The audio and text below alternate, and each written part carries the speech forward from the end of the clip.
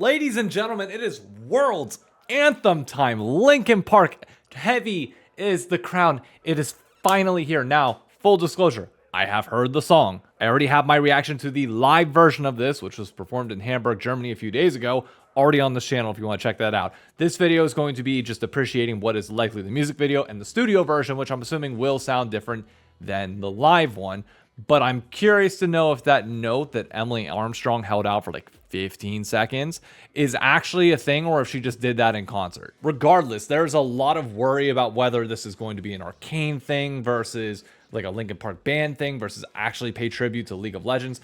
I have no clue. I have managed to stay clear of this for now 13 hours and staying off of Twitter, other than posting 2 things I needed to and avoiding all of my notifications. But it is finally time, so let's do this, and I can go back on social media again, because God, it is weird living without it. As you could tell by the thumbnail on this, clearly Faker is going to be involved somehow, so that should already get rid of any worries that people had about this being just completely unrelated to esports. Like, come on now. Alright, let's do this.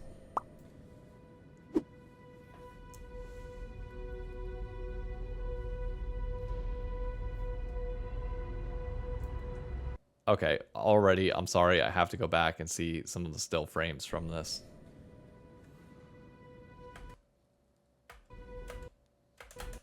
So that's the LNG flag, T1, JDG, Weibo. Is that the Aatrox sword from Zeus? Okay, so this is going to be the story of last year's T1 team making the run to finals and winning the entire thing and finally regaining their crown, it seems like.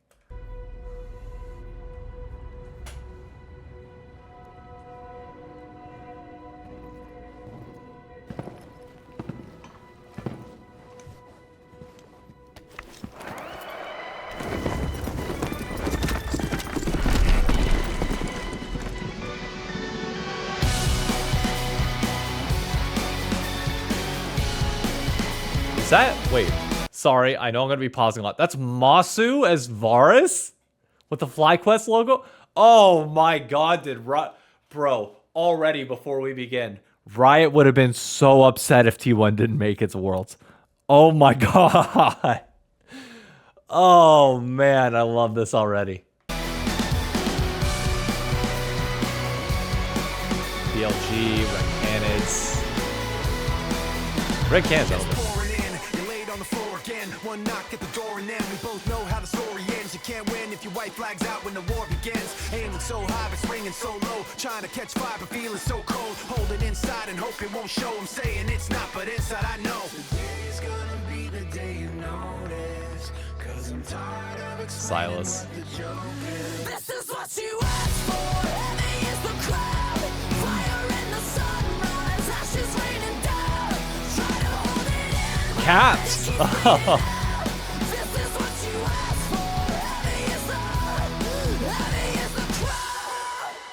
And T1 to now look what it's become. Outnumber 10 to 1. Back then should have bit your tongue, 'cause there's no turning back. This path once it's begun. You're already on that list. Say you don't want what you can't resist. Waving that sword when the pen won't miss. Watch it all falling apart like this. This is what you asked for. God, oh dude, the song is so clean.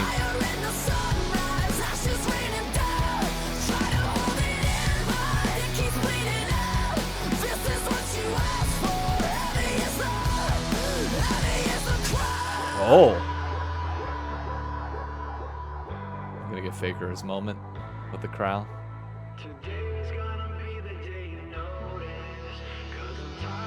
Oh, there.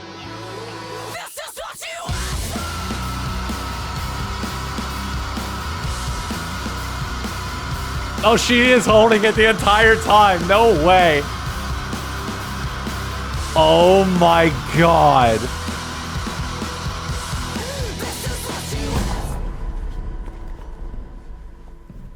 It's not like them to normally pause a Worlds video like this. Wait a minute. Faker finally stepping out. This is what you asked for. Heavy is the crowd. Fire in the sun. On his ear.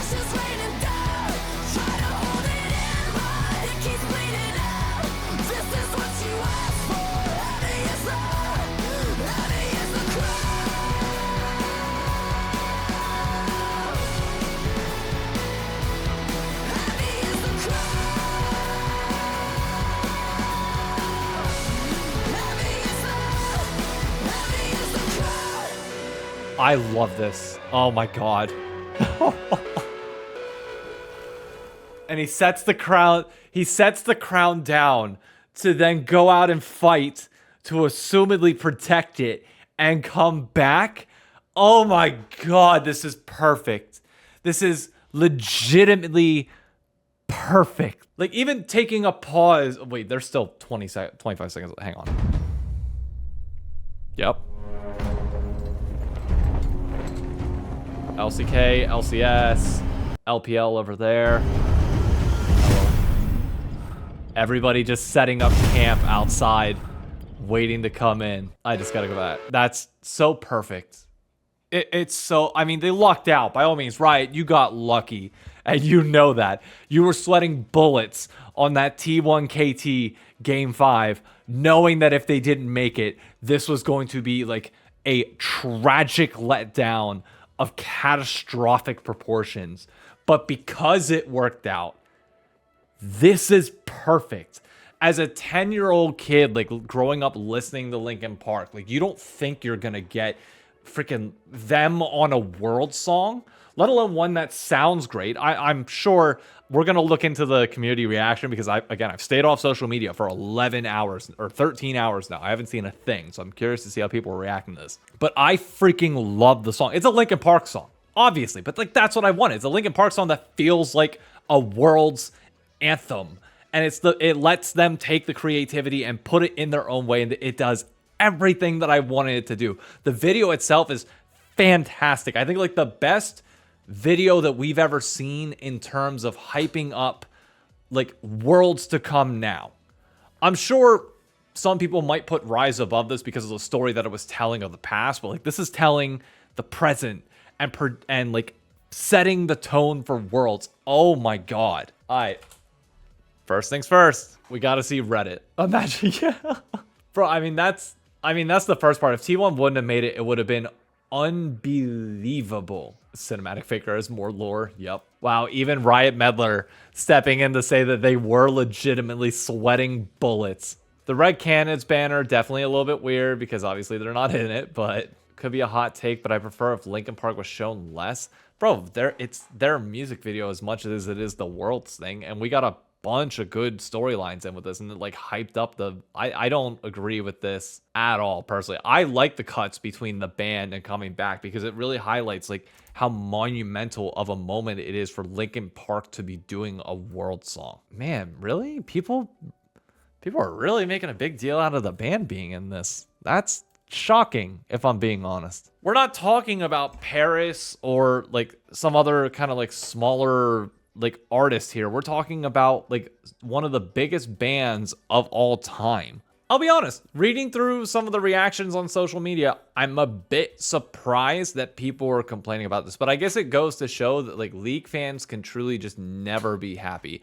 I'm sure if you watch the reactions to like the metal people and like the Linkin Park fans watching it, they're probably learning about League a lot through this. And I think the video paid a lot of tribute to what is upcoming in this tournament. They obviously took some guesses. That's part of the nature of like telling a story that hasn't happened yet versus one that has. That's why Gods was a safe bet, Rise was a safe bet. This is more along the lines of Burn It All Down, where they took a risk earlier on in the year when assigning the animation for this of like who's gonna be there versus who's not. Masu and FlyQuest being, you know, I'm assuming they probably got the nod on this back in spring whenever FlyQuest was looking really good, which is why they were obviously going to be there. BLG was a safe bet all year. Caps and G2, also a safe bet. But honestly, I really like this. Like, I mean, just initial off-the-cuff reaction, I'm willing to say this is probably my #1 world song already. Like, without question. I think better than Burn It All Down. I think better than any other World's anthem that we've heard. The video, I think time will age this differently, but I think people will appreciate it more as time goes on. But already I'm willing to say, I mean, I don't know if it's too bold and presumptuous, but this is my #1. Like, it's an insanely good Linkin Park song. It's an insanely good World's anthem. I don't know what there is to be mad about this from the community's part. Just take a chill pill and enjoy good music. If you got a problem with, obviously, Emily Armstrong's past, that's perfectly fine, understandable. I can get why that could take it away from people if you can't separate the art from the artist. Believe me, I know. My role model is Tiger Woods. Not the best person to follow in life. Well, not role model, but favorite athlete. But dude, I freaking love this. And welcome to Worlds, people. It's that time of year, and oh God, I'm so happy we're finally here.